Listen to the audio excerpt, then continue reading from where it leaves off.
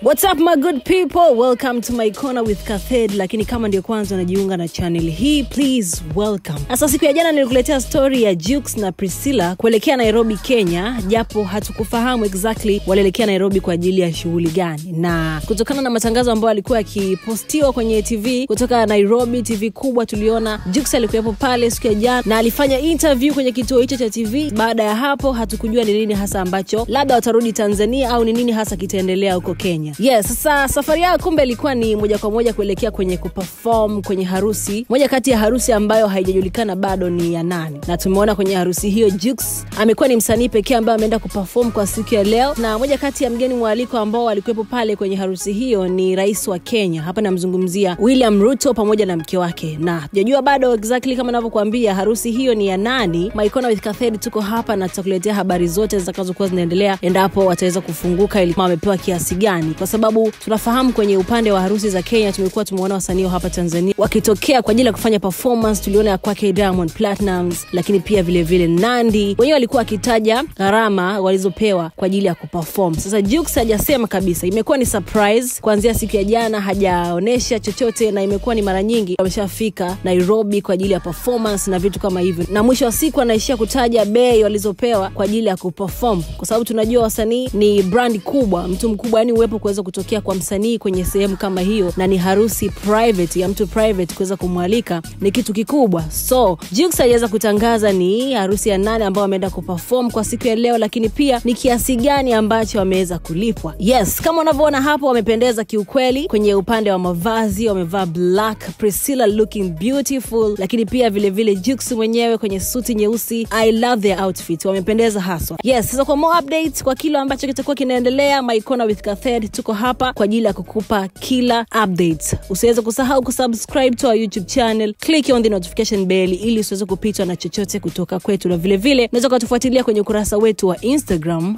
@mycornerwithkathed ili kuweza kupata entertainment stories za kila siku. See you guys in the next one.